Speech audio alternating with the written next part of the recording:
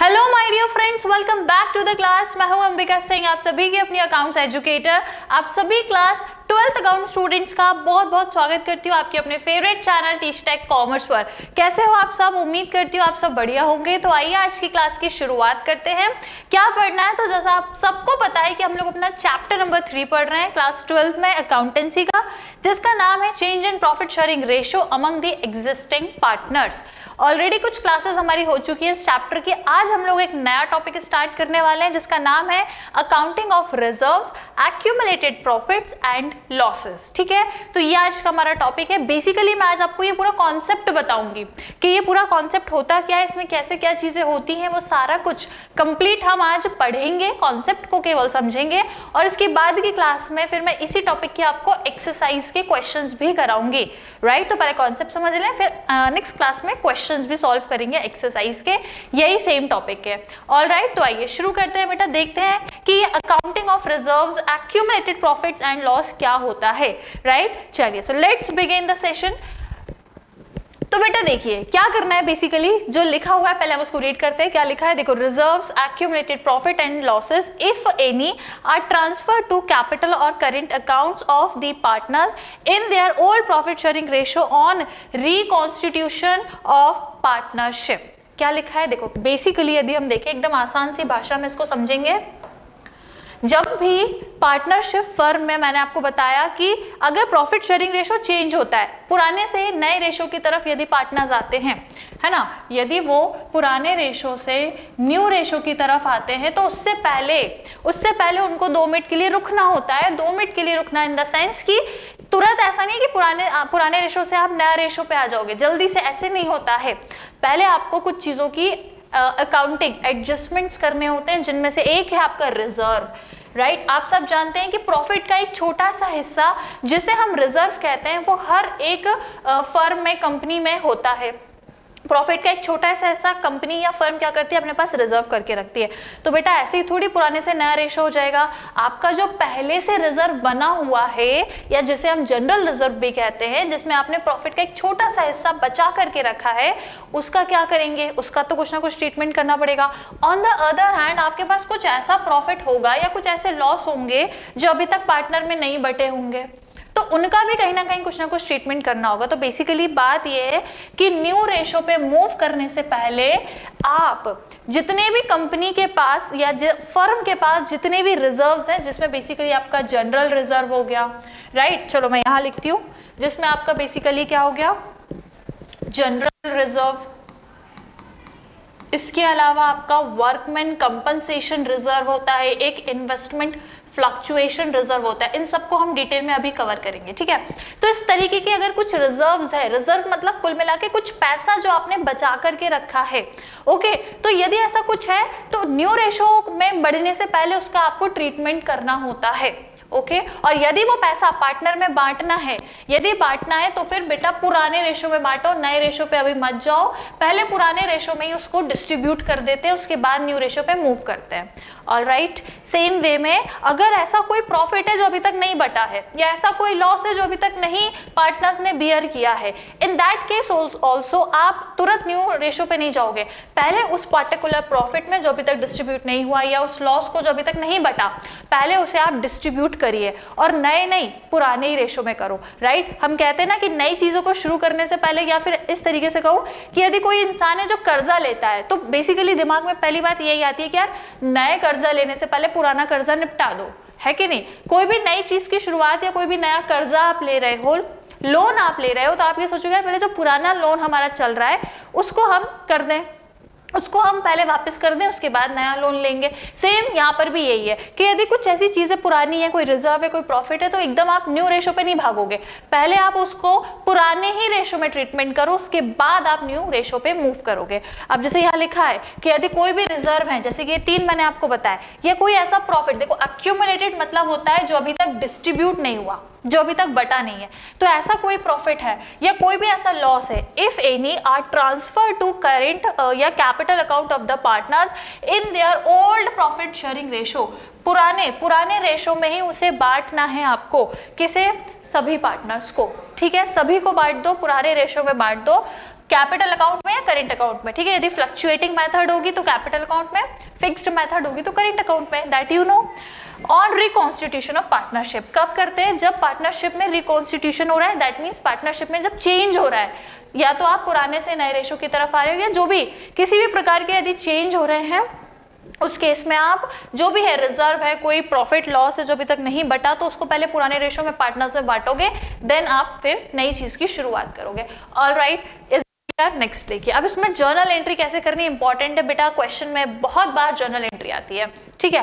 तो देखो सबसे पहले है for transfer of reserve and accumulated profit. यदि आप, अब देखो रिजर्व क्या है, पार्टनर को मिल रहा है ना, रिजर्व का हिस्सा पार्टनर्स को मिलता है, प्रॉफिट का हिस्सा पार्टनर को मिलता है, तो जो भी चीजें पार्टनर को मिल रही हैं उसमें हम इन चीजों को डेबिट करते हैं, इन चीजों को डेबिट करते हैं। जैसे कोई रिजर्व मिल रहा है तो डेबिट, प्रॉफिट में अगर प्रॉफिट एंड लॉस मतलब क्रेडिट बैलेंस, मतलब जब प्रॉफिट होता है तो प्रॉफिट मिल रहा है डेबिट हो जाएगा। वर्कमैन कंपनसेशन रिजर्व है, इन्वेस्टमेंट फ्लक्चुएशन रिजर्व, अभी ये आगे मैं आपको समझाऊंगी, ठीक है। तो ये जो भी रिजर्व्स हैं ये पार्टनर को मिल रहे हैं तो इनको डेबिट, और जितने भी पार्टनर्स हैं ए बी सी सबको क्रेडिट कर देंगे। ऑलराइट, पुराने रेशो में सब कुछ बांटना है और only and only in old ratio. इसके बाद for transfer of accumulated loss, अब लॉस भी होता है, ये पार्टनर को भी झेलना पड़ता है। ये डिफर्ड रेवेन्यू एक्सपेंडिचर, ये एक एक्सपेंडिचर खर्चा आपका, राइट। तो यदि ये दोनों चीजें हैं तो इसमें इस केस में हम क्या करेंगे, इनको क्रेडिट करेंगे और पार्टनर्स को डेबिट करेंगे। ए बी सी जो भी पार्टनर्स हैं इनको आप डेबिट करोगे, और अगर लॉस है, debit balance it means loss होता है, तो यदि लॉस है और डिफर्ड रेवेन्यू एक्सपेंडिचर है तो वो क्रेडिट होता है, और ये प्रॉफिट है, रिजर्व है, तो ये डेबिट हो जाता है। क्लियर है बेटा, समझ गए, ये एंट्री आपको हमेशा याद रखनी है। Now accounting of general reserve, अब हम सबसे पहला जो रिजर्व होता है, बेसिकली यहाँ पे 3 रिजर्व हम पढ़ेंगे, general reserve, workman compensation reserve and investment reserve, sorry investment fluctuation reserve. सबसे पहला जनरल रिजर्व होता है, ये बेसिकली नाम से ही समझ में आ रहा है, एक ऐसा रिजर्व जिसे कंपनी या फर्म जनरली किसी भी चीज में लगा देती है। ऐसा पैसा जो आपने अपने पास रिजर्व करके रखा है, जिसको आप जनरली कहीं भी लगा देते हो, अपने घर में भी होता होगा, आप कुछ पैसा सेव करके रखते हो कहीं भी लगाने के लिए, कि यार देखो 2 तरीके के रिजर्व होते हैं, एक तो जनरल और एक स्पेसिफिक रिजर्व। जनरल रिजर्व मतलब जिसे आप कहीं भी लगा दोगे। अब जैसे फॉर एग्जांपल मैंने मेरे घर में 50,000 रुपए रखे हैं, कहीं भी लग जाएंगे, जैसे मुझे कुछ कपड़े खरीदना है, शादी में जाना है या कहीं घूमने जाना है, तो जहां कहीं भी जाना है मैं उसको कहीं भी खर्च कर दूंगी, वो मेरे ऊपर है, जहां मेरा मन करेगा। दूसरा होता है स्पेसिफिक रिजर्व। अब मान लो वही 50,000 मैंने केवल और केवल किसी अच्छे या फिर बोलूं किसी अच्छी जगह घूमने जाने के लिए ही रखे हैं, या मैंने सोचा कि उससे मैं ना दुबई जाऊंगी, 50,000 मैंने रखे कि मैं दुबई जाऊंगी, है ना, तो वो केवल मैं दुबई जाने के लिए ही यूज करूंगी। ओके, तो जनरल रिजर्व मतलब जिसके जनरली किसी भी पर्पस के लिए आप यूज कर सकते हो, ठीक है। Now general reserve being a free reserve, free है मतलब इसको कहीं भी आप यूज कर सकते हो, इज डिस्ट्रीब्यूटेड बिटवीन या among partners in their old profit sharing ratio even if the question does not specify it's treatment. यदि क्वेश्चन में आपको जनरल रिजर्व को लेकर के कुछ नहीं भी दिया ना, तो भी क्योंकि ये तो फ्री रिजर्व है, जनरल है, किसी भी पर्पस के लिए यूज हो सकता है, तो यदि रिकॉन्स्टिट्यूशन हो रहा है, पुराने से नया रेशो बदल रहा है, तो आप अगर क्वेश्चन में जनरल रिजर्व है तो उसको सभी पार्टनर को बांट दो।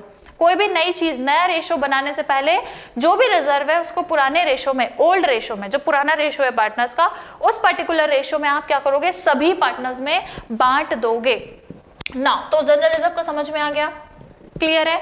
अब आपका एक रिजर्व है accounting of workman compensation reserve. अब ये वर्कमैन कंपनसेशन रिजर्व क्या होता है, ये एक स्पेसिफिक रिजर्व है, मतलब इस रिजर्व में जो पैसा है वो आप कहीं भी यूज नहीं कर सकते, उसको केवल आप एक पर्टिकुलर मोटिव के लिए ही यूज करोगे, और वो होता है वर्कमैन कंपनसेशन रिजर्व। ये क्या है मैम, देखिए हर कंपनी में या फर्म में कुछ वर्कर्स काम करते हैं, एम्प्लॉइज काम करते हैं, या हम कहें कि आपने फैक्ट्रीज देखी हैं, फैक्ट्री में वर्कर लेबर काम करती है।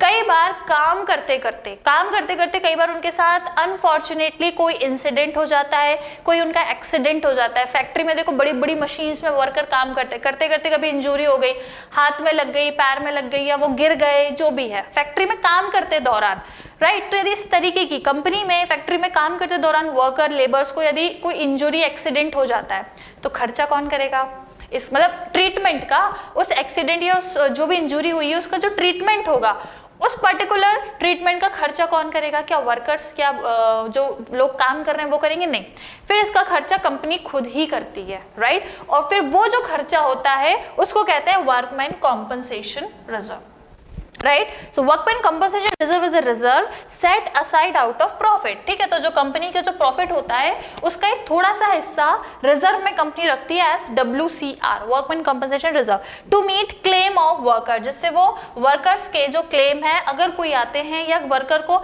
एक्सीडेंट ना भी हो तो कोई भी यदि कंपनसेशन देना है किसी भी तरीके से, तो उस पर्टिकुलर कंपनसेशन देने के लिए कंपनी पैसा कहां से लाएगी? इसी रिजर्व में से लेकर आती है, ठीक है।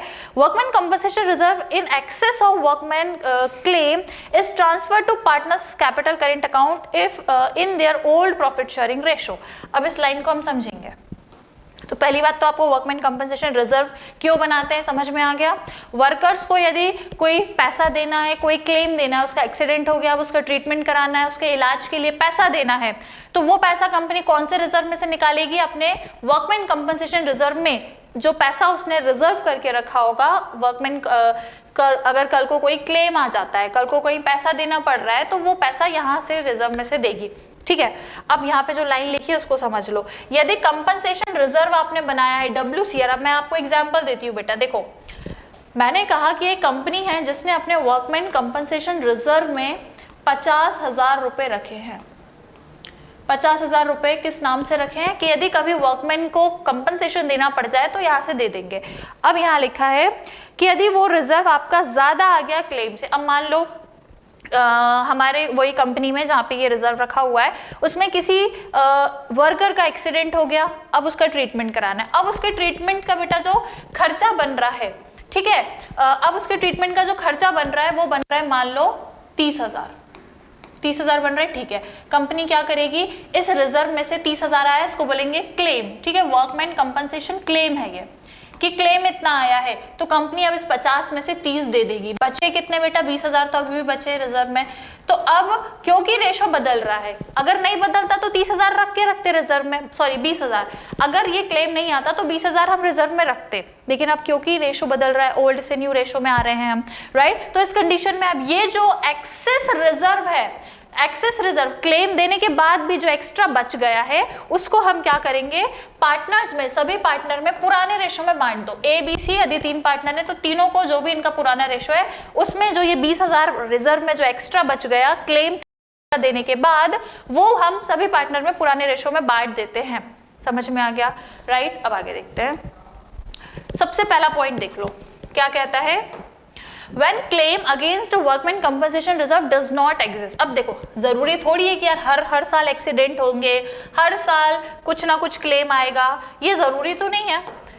हो सकता है कई बार रिजर्व का पैसा का मतलब रिजर्व के अमाउंट की जरूरत ही नहीं पड़ी हो। जैसे कि अगर मैं एग्जांपल दूं तो मान लीजिए अगेन मैंने रिजर्व में 50,000 रखे थे वर्कमैन कंपनसेशन के नाम से कि कई बार कोई जरूरत पड़ेगी तो मैं इस पर्टिकुलर रिजर्व में से दे दूंगी, लेकिन हुआ क्या कि जरूरत ही नहीं पड़ी, सब कुछ बढ़िया चला, किसी को क्लेम देने की, किसी को कंपनसेशन देने की जरूरत नहीं पड़ी, किसी का एक्सीडेंट नहीं हुआ, किसी की इंजरी नहीं हुई, तो अब ये अमाउंट रखा का रखा रह गया, राइट। हाँ, अगर हम रेशो चेंज नहीं कर रहे होते तो इसको रख के रखते, क्योंकि इस साल नहीं तो हो सकता है अगले साल काम आ जाए, लेकिन क्योंकि हम पुराने से नए रेशो की तरफ आ रहे हैं, रिकॉन्स्टिट्यूशन हो रहा है, तो अब ये जो रिजर्व है इसको हम बांट देंगे अगेन सभी पार्टनर को पुराने रेशो में, ठीक है। अभी नए रेशो की तो बात ही नहीं कर रही है, पुराने रेशो में ही हम डिस्ट्रीब्यूट कर देंगे। So let's read what is written.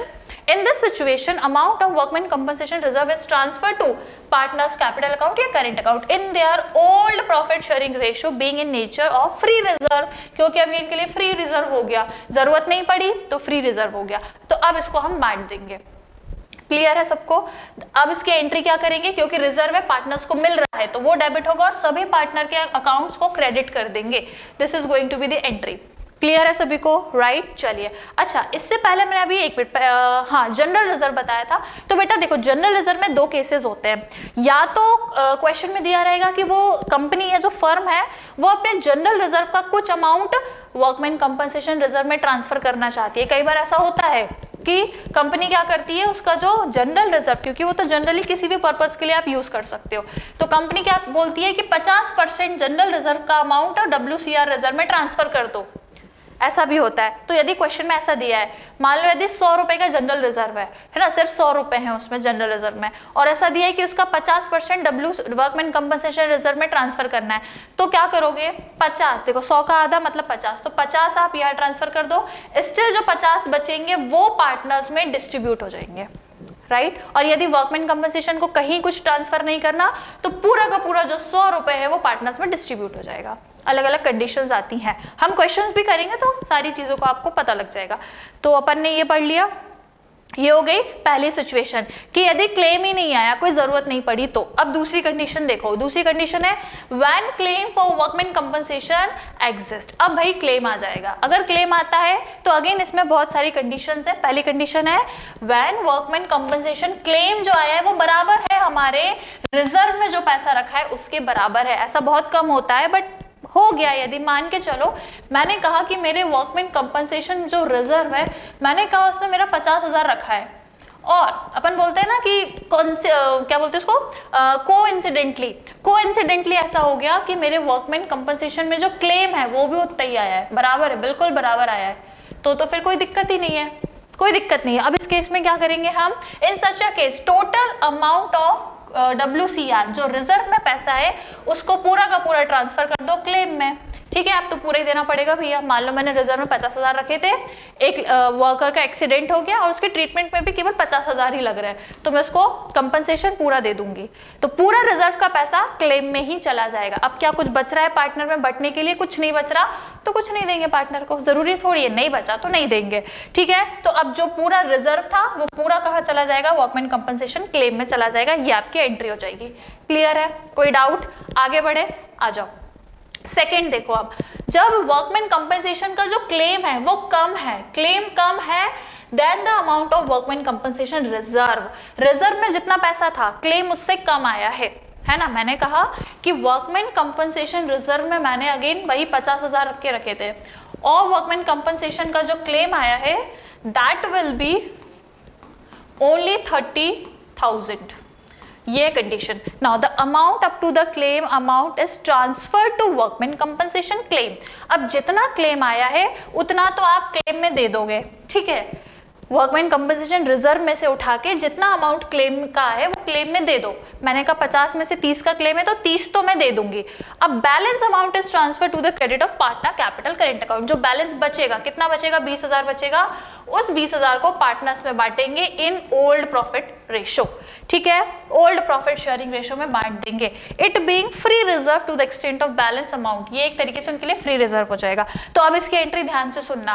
Workman compensation reserve तो कितने का था? मैंने बोला 50,000 का था, ठीक है, तो ये 50,000, उसमें से बेटा क्लेम में कितने चले गए? आप बोलोगे मैडम 30,000, तो वर्कमैन कंपनसेशन क्लेम में 30,000 चले गए, और जितने भी पार्टनर्स हैं उनमें हम पुराने रेशो में कितना बांटेंगे? 20,000। तो यहाँ पे सभी पार्टनर्स का जो भी रहेगा शेयर उसमें हम ये 20,000 दे देंगे। Is it clear? लाइकवाइज हम इसकी एंट्री करेंगे। कोई दिक्कत, कोई समस्या बेटा? लिखना है कुछ तो लिख लो, नोट्स बनाना है तो, अदरवाइज आइए नेक्स्ट को हम देखते हैं। अगला देखो, workman compensation claim is more. अब भैया क्लेम ज्यादा आ गया और हमारे रिजर्व में पैसा कम है, मतलब वर्कमैन कंपनसेशन रिजर्व में मान के चलिए मैंने 50,000 रखे थे, अब भाई साहब जो क्लेम आ गया वो आ गया 70,000 का। अब क्या करें? अब क्या करें? क्या हम वर्कर को ये बोल सकते कि भाई हमारे पास 50 ही है, आप 50 में काम चला लो, 20,000 आप मिला लेना? क्या हम ये बोल सकते हैं? नहीं बोल सकते, हम नहीं बोल सकते ऐसा, ठीक है। कंपनी में काम करते दौरान, फर्म में काम करते दौरान ही उसको कुछ ऐसा हुआ जिसकी वजह से हमें उसको पैसा देना पड़ेगा, कंपनसेशन देना पड़ेगा। हो सकता है उसका एक्सीडेंट हो गया, तो सारी चीजें, तो अब उसमें वो पैसा क्यों देगा? हमें ही देना पड़ेगा। भले हमारे पास रिजर्व में कम है पर उसको तो पूरा क्लेम जितने का बनेगा उतना देना ही पड़ेगा। तो अब इस केस में क्या होगा? देखो, in such case the amount of workman compensation reserve together with the amount of claim in excess of reserve is credited to workman compensation claim account. जितना भी उसका है क्लेम उतना तो उसको हम देंगे ही देंगे।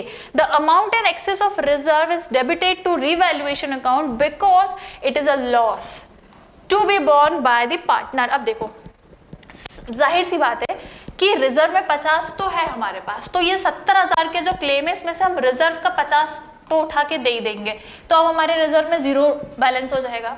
क्योंकि जितना था उतना तो हमने रिजर्व में से दे दिया, तो रिजर्व में 0 बैलेंस बचा। अब फिर भी स्टिल अभी भी क्लेम कितना है, 20,000 फिर भी और देना है। तो अब ये 20,000 फर्म कैसे देगी, क्योंकि फर्म का रिजर्व में जितना था हो गया, अब बचा ही नहीं है। तो अब ये किसके ऊपर बर्डन आएगा, ले दे के पार्टनर्स के ऊपर ही बर्डन आएगा। तो अब ये जो 20,000 है ये कौन मिलाएंगे, पार्टनर्स मिलाएंगे, और वो भी उनके ओल्ड प्रॉफिट शेयरिंग रेशो में। जिसका जितना रेशो होगा उस रेशो में ये अपना अपना कुछ अमाउंट लेकर आएंगे, ठीक है। और मान लो यदि उनका रेशो, पुराना रेशो बराबर का था, तो ये 20,000 में अगर 2 पार्टनर है तो दोनों 10-10 हज़ार लेकर आएंगे, ठीक है। और यदि कुछ रेशो अलग था तो उस हिसाब से अमाउंट को लेकर आएंगे। तो एक तरीके से ये पार्टनर के लिए लॉस हो गया कि नहीं, क्योंकि उनके ऊपर बर्डन है, अल्टीमेटली ये पैसा उनको लाना पड़ेगा, राइट। तो ये अमाउंट जाएगा कहाँ, इसको हम डेबिट करेंगे रीवैल्यूएशन अकाउंट में, राइट। कहाँ पे करेंगे, रीवैल्यूएशन, बिकॉज ये उनके लिए क्या है, एक तरीके का बर्डन हो गया, राइट, एक तरीके का लॉस हो गया। अब जर्नल एंट्री समझिए। सबसे पहले जो वर्कमैन कंपनसेशन रिजर्व में जो अमाउंट है उसको आप डेबिट करिए, राइट। तो अमाउंट कितना है, मैंने बोला केवल 50 ही था, तो जो अमाउंट है मैंने कहा 50, तो ये 50, ठीक है। अब रिजर्व का पैसा चला गया। देन वर्कमैन कंपनसेशन क्लेम में कितना जाएगा, क्लेम में तो पूरा 70,000 ही जाएगा भाई साहब, देना तो पड़ेगा चाहे आप कैसे भी दो। और आपने जो पार्टनर से लिया उसको रीवैल्यूएशन अकाउंट में हम डेबिट कर देंगे। तो पार्टनर से हमने 20,000 लिया, क्लियर, राइट। इस तरीके से एंट्री हो जाएगी। अब जो रिवैल्यूएशन है वो अल्टीमेटली रिवैल्यूएशन अकाउंट में जो 20,000 गया वो हम पार्टनर से ले रहे हैं ना, तो पार्टनर जितने भी हैं सभी के कैपिटल अकाउंट को डेबिट करो, कैपिटल या करेंट, एंड रिवैल्यूएशन अकाउंट को क्रेडिट कर देंगे।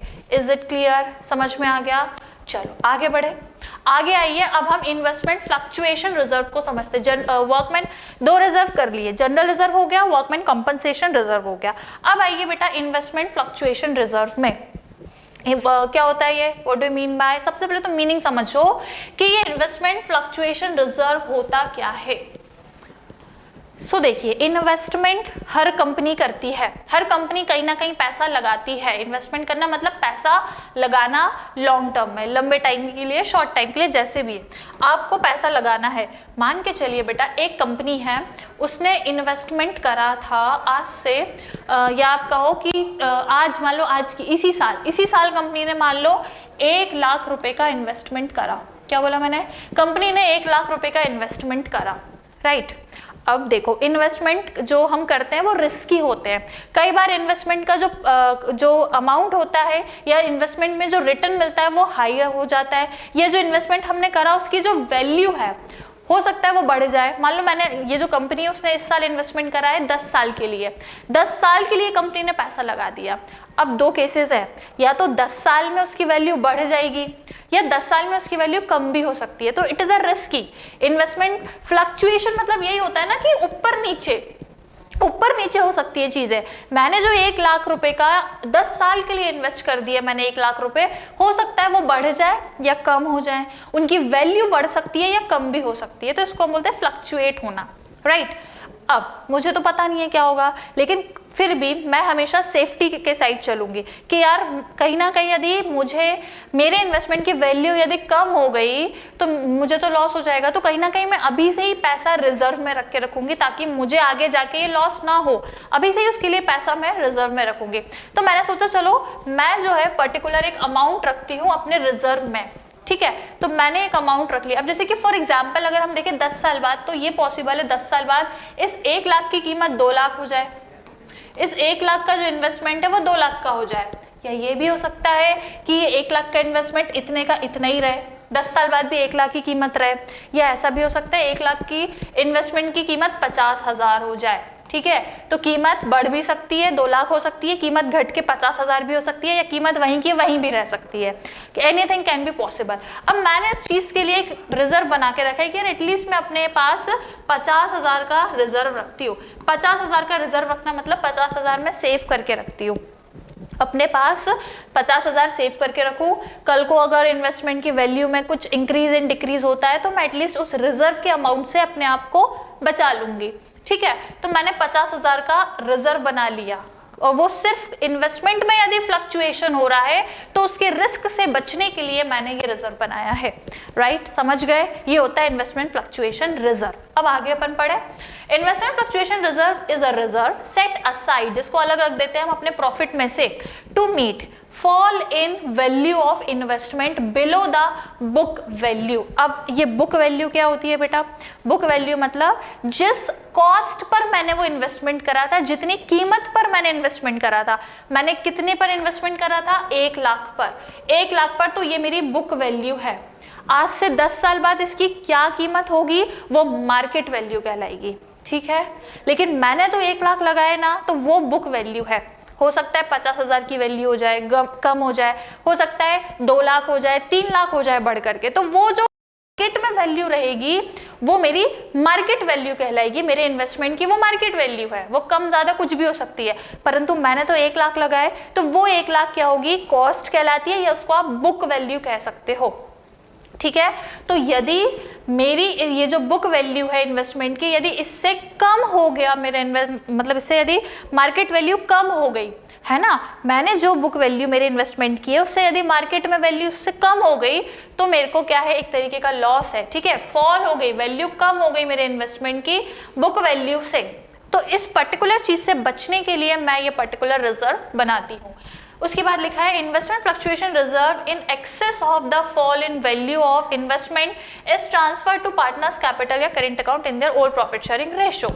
अब बेटा देखो होता क्या है, यहाँ पे 2-3 केसेस हैं, इनको हम लोग एक एक करके देखेंगे, ठीक है। तो यहाँ पे लिखा है कि यदि investment fluctuation reserve in excess of the fall in the value, अब मेरी जो अगर इन्वेस्टमेंट की वैल्यू यदि फॉल हो गई, गिर गई मेरे इन्वेस्टमेंट की वैल्यू, ठीक है, इन्वेस्टमेंट की वैल्यू गिर गई। अब मैंने जैसे यहाँ पे आपको बताया था, सपोज यहाँ पे आप मान के चलिए कि हमने जो इन्वेस्टमेंट करा 1 लाख का किया था, वो बुक वैल्यू थी। अब उसमें गिरावट आ गई, उसकी अब कीमत केवल 70,000 बची है। कितनी बची है बेटा? केवल उसकी वैल्यू अब 70 नहीं, एक सेकेंड रुको, 70 नहीं, आप इसको मान के चलो, या इसको आप ऐसा करो कि 50,000 इसकी वैल्यू हो गई, ठीक है। मेरे इन्वेस्टमेंट मैंने जो 1 लाख का किया था, लेकिन अब उसकी जो वैल्यू है वो क्या हो गई? 50,000 हो गई। तो मतलब मेरी बुक वैल्यू जो है वो ज़्यादा थी, आज मार्केट में वैल्यू कम हो गई, तो मुझे तो नुकसान हो गया। कितने का नुकसान हो गया? मेरी जो मार्केट की जो इन्वेस्टमेंट की वैल्यू थी वो 1 लाख से 50,000 पे आ गई, तो मेरे को कितना नुकसान है? 50,000 का नुकसान है, ठीक है। मुझे 50,000 का नुकसान है, परंतु मैंने रिजर्व तो बनाया है, मैंने ये बनाया है रिजर्व 70,000 का, तो इस 70,000 के रिजर्व में से ये 50,000 रिकवर हो जाएंगे कि नहीं हो जाएंगे? मैंने पहले से इसलिए पैसा सेव करके रखा था कि कल को यदि वैल्यू गिर जाएगी तो मैं उससे रिकवर कर लूंगी। तो वैल्यू वैसे ही हुआ, वैल्यू 50,000 से गिर गई, तो ये 70,000 के रिजर्व में से मैंने उसको रिकवर कर लिया। अब स्टिल रिजर्व में और पैसा बचा है, कितना बचा है? माइनस कर दो, 20,000 अभी भी बचा है। तो अब 20,000 को हम क्या करेंगे? पार्टनर्स में बांट देंगे। ओल्ड प्रॉफिट शेयरिंग रेशियो में सभी पार्टनर्स में हम ये बांट देंगे। कॉन्सेप्ट क्लियर है? राइट। अब देखो एक एक पॉइंट पढ़ते हैं। When market value of investment is equal to book value. अब देखो पहला केस तो ये है कि अगर आपकी जो बुक वैल्यू थी वो आपकी मार्केट वैल्यू के बराबर ही है, मतलब मैंने आज 1 लाख रुपए लगाए, मान लो 10 साल बाद भी उसकी वैल्यू 1 लाख ही रही, बराबर रही, ठीक है। इन्वेस्टमेंट की जो 10 साल बाद मार्केट में वैल्यू है वो बराबर है जितने पे मैंने उसको इन्वेस्ट किया था, बुक वैल्यू दोनों यदि बराबर है तो मतलब ना कुछ प्रॉफिट ना कुछ लॉस। इस कंडीशन में क्या करेंगे? इस कंडीशन में मेरा रिजर्व कोई यूज ही नहीं होगा, रिजर्व तो वैसे का वैसे ही रहेगा। मान लो मैंने रिजर्व 70,000 का बनाया था, पर 1 लाख के इन्वेस्टमेंट के प्राइस या उसकी जो वैल्यू है वो वैसी की वैसी ही है, 1 लाख की 1 लाख ही है, तो रिजर्व की जरूरत ही नहीं है। इस केस में जो अमाउंट आपका रिजर्व में रखा है उसको आप पूरा का पूरा पार्टनर्स में बांट दीजिए, उनके ओल्ड प्रॉफिट शेयरिंग रेशियो में पूरा बांट दो। जरूरत ही नहीं पड़ी रिजर्व की, वैल्यू 1 लाख थी पहले भी और अभी भी वही है, बुक वैल्यू भी वही है, जितने पे मैंने इन्वेस्टमेंट करा था मार्केट में भी वही वैल्यू है, ठीक है। तो पूरा रिजर्व बच गया तो पार्टनर्स में पुराने रेशो में बांट देंगे, क्योंकि प्रॉफिट शेयरिंग रेशो बदल रहा है, तो बदलने से पहले ही पुराने रेशो में बांट दो। तो इन्वेस्टमेंट फ्लक्चुएशन रिजर्व का पूरा पैसा कहां चला जाएगा? पार्टनर्स कैपिटल अकाउंट या करेंट अकाउंट में। क्लियर? राइट। अगला देखिए अब, ओके। सेकंड देखिए, when market value of investment is lower than book value.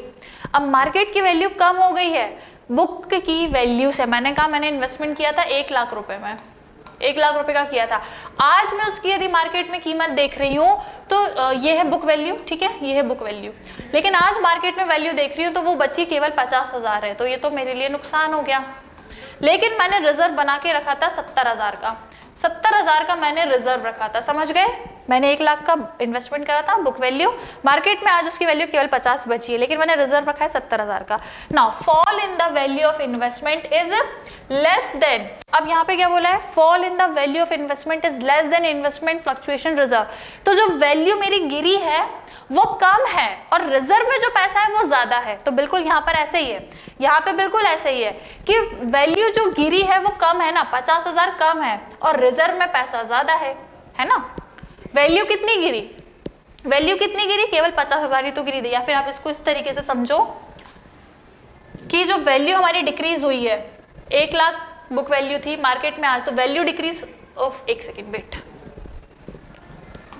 हाँ, तो बेटा जो हमारी वैल्यू डिक्रीज हुई है वो कितनी हुई है, 1 में से 50 माइनस करोगे तो हमारी जो वैल्यू गिरी है वो 50,000 डाउन हो गई, राइट। लेकिन मैंने अभी कहा कि हमने 70,000 का तो रिजर्व रखा है, तो आपको समझ आया कि 50,000 जो वैल्यू गिरी है वो तो कम है ना, रिजर्व तो हमारे पास ज्यादा है, रिजर्व ज्यादा है, ठीक है। तो वही लिखा है कि जो वैल्यू गिरी है वो कम है, रिजर्व पे पैसा ज्यादा है। तो investment fluctuation reserve to the extent of fall in the value, तो जितना आपकी वैल्यू गिरी है उतना पैसा इन्वेस्टमेंट में से ले लो, सॉरी रिजर्व में से ले लो। तो रिजर्व में से मैंने 50,000 ले लिया क्योंकि उतनी वैल्यू मेरी गिर गई, स्टिल मेरे पास 20,000 बचा है। तो अब ये जो 20,000 बचा है, ये जो 20,000 बचा है, देखो ये लिखा है यहाँ पे कि जो रिजर्व में पैसा है, जितना आपका इन्वेस्टमेंट में फॉल हुआ है उतना आप उसमें ट्रांसफर कर दो, ठीक है। तो जितना रिजर्व में था उसमें से जो अमाउंट मेरा 50,000 से मेरी वैल्यू गिरी इन्वेस्टमेंट की, तो उतना मैंने उसमें से ले लिया। अब जो बचा है उसको बांट दो, जो बचा है उसको बांटोगे सभी पार्टनर्स में, पुराने प्रॉफिट शेयरिंग रेशो में बांट दो, ठीक है। तो रिजर्व है, डेबिट होगा कुछ अमाउंट। अब जैसे रिजर्व मैंने क्या बोला, 70,000 का रिजर्व था, ठीक है, उसमें से इन्वेस्टमेंट अकाउंट में कितना जाएगा, इन्वेस्टमेंट में वैल्यू कितनी घटी, 50,000 घटी, तो 50,000 इन्वेस्टमेंट में चला जाएगा। फिर जो बचा वो सभी पार्टनर्स में जा रहा है, तो 2 पार्टनर्स अकाउंट कितना बचा था, 20,000, तो वो 20,000 सभी पार्टनर्स को डिस्ट्रीब्यूट हो जाएगा। Is it clear. ये कब की कहानी है कि जब जो वैल्यू गिरी वो कम थी और रिजर्व में पैसा ज्यादा था। क्लियर। अब अगला देखिए, अगला क्या है, जब वैल्यू आपकी जो गिरी है इन्वेस्टमेंट की वो बराबर है आपके रिजर्व के अमाउंट से, जो वैल्यू गिरी है वो बराबर है इन्वेस्टमेंट के अमाउंट से। क्या मतलब हो गया कि यदि 1 लाख रुपए का इन्वेस्टमेंट किया था, 1 लाख रुपए बुक वैल्यू थी, मार्केट में वैल्यू 50,000 हो गई है, तो मेरी वैल्यू इन्वेस्टमेंट की कितनी गिरी, 50,000 ही गिरी, माइनस कर दूंगी मैं 50,000, और मैंने रिजर्व में भी 50,000 ही रखे थे, रिजर्व में भी उतने ही रखे थे। तो बस जो भी आपकी वैल्यू गिरी है उसको आप रिजर्व में से क्या कर दो, रिजर्व में से फुलफिल, मतलब रिजर्व में से आप उसको रिकवर करोगे। तो रिजर्व में से रिकवर करोगे तो मेरे रिजर्व में 0 अमाउंट हो जाएगा, ठीक है। ये बुक वैल्यू इतने पे इन्वेस्टमेंट करा था, पर मार्केट में आज उसकी कीमत केवल 50,000 है, तो मुझे घाटा कितने का लग गया, 50,000 का, और किस्मत से रिजर्व में भी 50,000 ही थे, तो बस वो रिकवर हो गए। अब रिजर्व में बचेगा 0 अमाउंट। तो अब इसको क्या करेंगे, जो भी अमाउंट है रिजर्व का वो पूरा ट्रांसफर हो गया मेरा इन्वेस्टमेंट अकाउंट में, और अब कोई अमाउंट ही नहीं बचा। तो जब कुछ बस 0 अंडा बचा है, तो 0 अंडा है, तो फिर अब इसको पार्टनर्स में नहीं बांटेंगे, कुछ है ही नहीं तो पार्टनर्स में नहीं बटेगा। तो सिंपली इन्वेस्टमेंट फ्लक्चुएशन रिजर्व का अमाउंट कहाँ चला गया, इन्वेस्टमेंट अकाउंट में। क्लियर है, ठीक है। ये अलग अलग कंडीशंस हैं। अब अगली कंडीशन देखो, अगली कंडीशन कहती है fall in the value of investment is more than investment fluctuation reserve. अब समझो, देखो वही सेम 1 लाख रुपए का आपका इन्वेस्टमेंट है, ये बुक वैल्यू है। अब ये समझिए कि आज मार्केट में उसकी जो वैल्यू है वो है 70,000, मार्केट में इसकी वैल्यू हो गई 70,000। तो क्या आप मुझे बता सकते हो मेरे इन्वेस्टमेंट में फॉल कितना हुआ, मेरा इन्वेस्टमेंट की वैल्यू गिरी कितनी, 1 में से 70,000 माइनस करोगे तो 30,000, ठीक है। 30,000 जो है वो फॉल हो गई, वैल्यू गिर गई, फॉल हो गई। तो और अब मैंने जो रिजर्व बनाया है वो बनाया है 50,000 का, पहले से मेरा जो रिजर्व है 50,000 है। तो अब क्या होगा, अब एक second, when fall in investment is more, अच्छा ठीक है, एक सेकेंड, इसको मैंने उल्टा लिख दिया। fall in value of investment is more than the investment fluctuation reserve, ठीक है। तो देखो इसको हम इस तरीके से समझेंगे कि मान के चलिए, सेम वही पिछला जैसे एग्जांपल ले लेते हैं कि मैंने इन्वेस्टमेंट किया 1 लाख का, आज उसकी मार्केट में वैल्यू है 50,000, तो मतलब मेरे जो इन्वेस्टमेंट की वैल्यू है वो कितनी गिर गई, 50,000 माइनस कर देंगे तो फॉल कितना हो गया, 50,000। और मैंने रिजर्व कितने का बना के रखा था, सिर्फ और सिर्फ 30,000 का ही रिजर्व था, सिर्फ और सिर्फ 30,000 का रिजर्व था।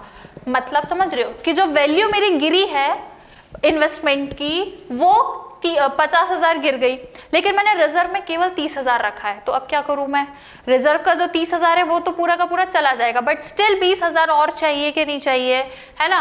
तो मैंने कहा ठीक है 30,000 रिजर्व है, तो जो फॉल हुई है वैल्यू उसको आप यहाँ से यदि रिकवर भी करोगे तो कितना रिकवर होगा, 30,000 ही रिकवर हो पाएगा, केवल 30,000 ही रिकवर होगा। स्टिल आपके पास अभी 20,000 और है, तो ये 20,000 पार्टनर के सर पे आएगा, ये बर्डन पार्टनर के सर पे आएगा। पार्टनर्स इसको लेकर आएंगे अपने ओल्ड प्रॉफिट शेयरिंग रेशो में, इस पर्टिकुलर अमाउंट को कंट्रीब्यूट करेंगे। देखो क्या लिखा है, पढ़ते हैं। जो टोटल अमाउंट है इन्वेस्टमेंट फ्लक्चुएशन रिजर्व का along with balance amount of fall in the value is transfer to investment account. ठीक है, the amount in excess of amount of investment fluctuation reserve is transfer to the debit of evaluation account. ये एक loss है, ये जो 20,000 है ये loss हो गया, पार्टनर्स के ऊपर ये बर्डन आएगा। तो देखिए जितना भी पैसा बेटा इन्वेस्टमेंट फ्लक्चुएशन रिजर्व में था वो पूरा चला जाएगा। मैंने कहा रिजर्व में था 30,000, वो तो पूरा ही देना पड़ेगा, लेकिन मेरा जो इन्वेस्टमेंट में लॉस हुआ है वो तो पूरा 50,000 का हुआ है ना, वो पूरा 50,000 का है, तो वो हम उसको क्या करेंगे, क्रेडिट। अब बचा जो 20,000 है वो पार्टनर लाएंगे, तो जो पार्टनर लेके आते हैं उसको हम रिवैल्यूएशन अकाउंट के नाम से लिखते हैं। तो पार्टनर 20,000 लेकर आएंगे, वो रिवैल्यूएशन में चला जाएगा। अब क्योंकि पार्टनर लाएंगे, अमाउंट लेकर आएंगे, तो पार्टनर कैपिटल अकाउंट को डेबिट करोगे 20,000 से और रिवैल्यूएशन अकाउंट को क्रेडिट कर दोगे, क्योंकि पार्टनर को ये अमाउंट जो है वो लेकर आना पड़ेगा, कंट्रीब्यूट करना पड़ेगा। इज इट क्लियर, समझ में आया सभी को? ओके, आगे देखते हैं आप अगला case. When market value of partner is higher than book value.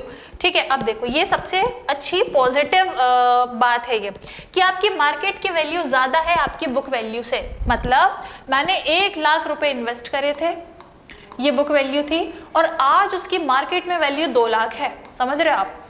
ठीक है, आज मार्केट में वैल्यू 2 लाख है और मैंने रिजर्व भी 50,000 का बना के रखा था, पर उसकी जरूरत ही नहीं पड़ेगी क्योंकि मार्केट में वैल्यू मेरे इन्वेस्टमेंट की डबल हो चुकी है। तो ये पॉजिटिव सिचुएशन है। अभी तक की तो हम नेगेटिव देख रहे थे, but this is the positive situation. तो देखो, अगर total amount investment fluctuation reserve का अब आप क्या कर दो भैया, बांट दो पार्टनर्स में, बांट दो। अब इसका कुछ काम है क्या? नहीं है, क्योंकि मेरी वैल्यू घटी नहीं है, उल्टा बढ़ गई है। 1 लाख से 2 लाख हो गई। आज मैंने जो खर्च किए थे मार्केट में, मैंने जो खर्च किए थे, जो इन्वेस्ट किए थे 1 लाख किए थे, पर आज मार्केट में वैल्यू उसकी 2 लाख हो गई है। तो अब इस रिजर्व का कोई काम ही नहीं है, तो अब मैं इसको क्या करूं? यदि यूज नहीं हो रहा है तो पार्टनर्स में डिस्ट्रीब्यूट कर दो। तो इसको हम सभी पार्टनर्स में डिस्ट्रीब्यूट करेंगे, अगेन ओल्ड रेशो में, ओल्ड रेशो में पार्टनर्स में बांट दो। एंड इंक्रीज इन वैल्यू, और जो आपकी वैल्यू में बढ़ोतरी हुई है ना, कि अगर आप देखो मार्केट वैल्यू को यदि बुक वैल्यू में से माइनस करोगे तो आपको पता चलेगा कि मेरा जो इन्वेस्टमेंट का अमाउंट है वो कितने से बढ़ गया, 1 लाख से। तो अब इस 1 लाख को भी पार्टनर्स में पुराने रेशो में बांट दोगे। ठीक है, तो जो इंक्रीज हुई है मार्केट की वैल्यू और जो बुक वैल्यू, दोनों को माइनस, ये माइनस है। ठीक है, मार्केट वैल्यू माइनस लगा लेना, यहाँ market value minus book value करना है, इन दोनों को आपस में माइनस करना है। और फिर जो अमाउंट आएगा आप उसको रिवैल्यूएशन में ट्रांसफर करोगे, क्योंकि ये गेन है। अभी तक हम क्या देख रहे थे, देखो पहले के केसेस में हमने क्या देखा, ये 20,000 का पार्टनर के लिए लॉस होता था तो रिवैल्यूएशन को हम डेबिट कर देते थे। अब ये पार्टनर के लिए ये प्रॉफिट है, क्योंकि इनके इन्वेस्टमेंट की वैल्यू 1 लाख से बढ़ गई है, तो this is a gain, this is a profit for them. तो यदि अब उनको प्रॉफिट मिल रहा है तो अगेन वो रिवैल्यूएशन के नाम से हम इसको करेंगे। ठीक है, सभी पार्टनर्स को, और वो भी पुराने रेशो में। अब एंट्री देखो, एंट्री समझो पहले। तो सबसे पहले इन्वेस्टमेंट फ्लक्चुएशन रिजर्व का पूरा अमाउंट पार्टनर को दे दो। कितना था रिजर्व में? 50,000 था। पूरा 50,000 बेटा पार्टनर्स को मिल जाएगा, पूरा 50,000 बांट दो, क्योंकि उसकी जरूरत ही नहीं पड़ी, वैल्यू उल्टा बढ़ गई, घटने की जगह बढ़ गई है। मतलब घटना तो चाहिए ही नहीं, हमेशा बढ़ना ही चाहिए। ठीक है, उसके बाद अगली एंट्री होगी investment account to revaluation account. अब हमने पार्टनर्स का जो basically investment to revaluation, then revaluation to partners account. जो अब जो हमको प्रॉफिट हुआ है बेसिकली, अब जो हमको प्रॉफिट हुआ है, मैंने बोला प्रॉफिट कितना है, 1 लाख, 1 लाख का प्रॉफिट हुआ है। तो अब पहले क्या करेंगे, इन्वेस्टमेंट अकाउंट टू रिवैल्यूएशन। अभी हमें जस्ट प्रॉफिट हुआ है, बटा नहीं है, अभी सिर्फ प्रॉफिट आया है, तो इन्वेस्टमेंट से आया है, इन्वेस्टमेंट की वैल्यू बढ़ी है, कितनी बढ़ी है 1 लाख, तो अभी केवल बेटा प्रॉफिट हुआ है उसकी एंट्री करेंगे 1 लाख रुपए, ठीक है। अब प्रॉफिट बटने की एंट्री, ये अभी हुआ है, केवल प्रॉफिट हमको मिला है लेकिन अभी पार्टनर्स में हमने बांटा नहीं है, अब वो प्रॉफिट को हम पार्टनर्स में बांट देंगे, तो revaluation account to partners capital account, वही प्रॉफिट जो है वो सभी पार्टनर्स में डिस्ट्रीब्यूट हो जाएगा। पार्टनर यहाँ एक नहीं, अलग अलग रहेंगे, ठीक है, ए बी सी डी, मतलब अगर 3 पार्टनर हैं तो ए बी सी ऐसे करके सब में ये 1 लाख का थोड़ा थोड़ा अमाउंट ऐसे बटेगा। ऑल राइट, समझ में आ गया बेटा। तो पहले जो रिजर्व का पैसा था वो गया, फिर जो प्रॉफिट हुआ हमको वो हमको मिला अभी, फिर उसके बाद हमने उसको पार्टनर्स में बांटा तो ये उसकी एंट्री हो जाएगी। Is it clear? राइट, आगे देखें। अब अगला लास्ट है हमारे पास accounting of deferred revenue expenditures, ठीक है।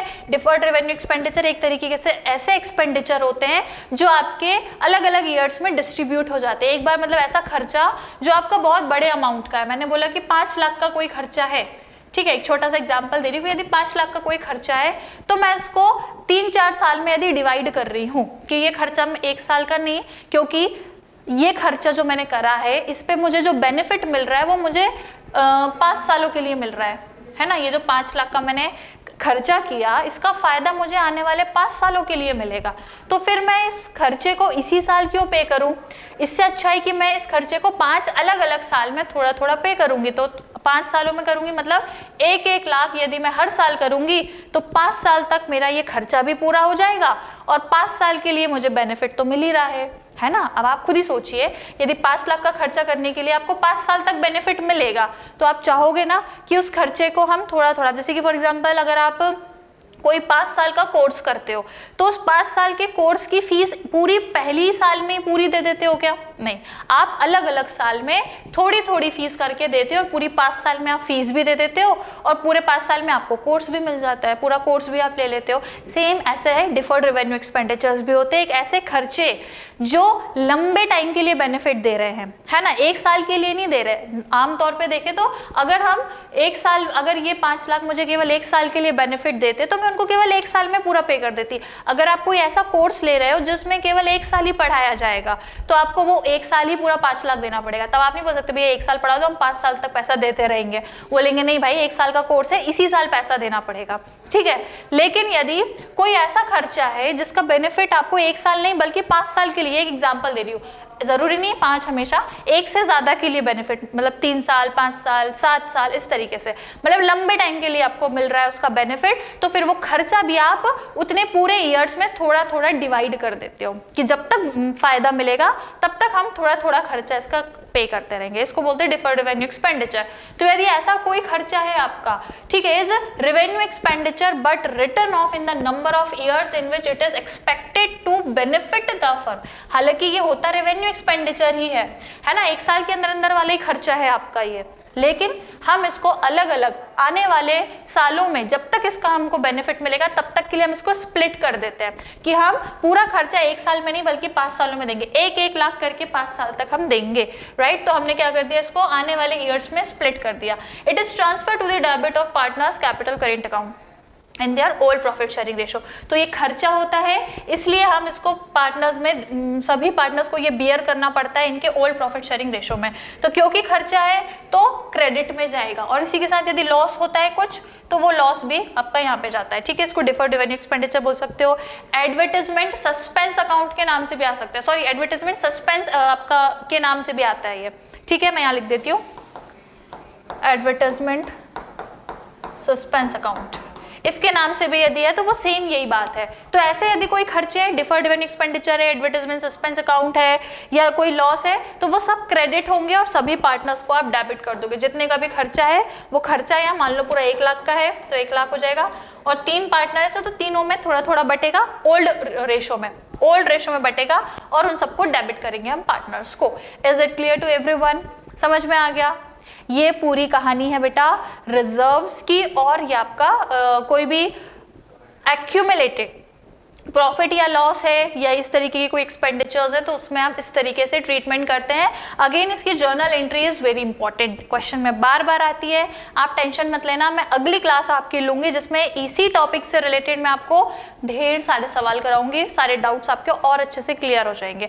अभी भी यदि आज जो पढ़ा उसमें कोई डाउट है so do let me know in the comment box. आप मुझे कॉमेंट करके अपना डाउट पूछिए, मैं आपका सोल्यूशन आप तक जरूर पहुंचा दूंगी, ठीक है। ओके, तो उम्मीद करती हूँ आज का सेशन पसंद आया होगा, तो लाइक और शेयर जरूर कर दीजिएगा। और अभी तक चैनल को नहीं सब्सक्राइब किया है so do subscribe the channel so that आपको ऐसे ही अमेजिंग एंड कंप्लीट सेशंस मिलते रहें आपके अकाउंट्स, बिजनेस एंड इकोनॉमिक्स के।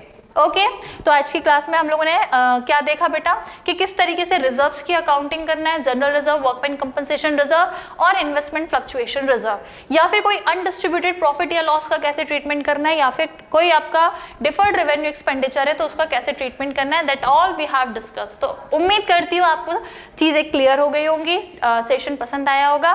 सो thank you so much, we see you guys again in the next session. Till that take care, bye bye and keep learning.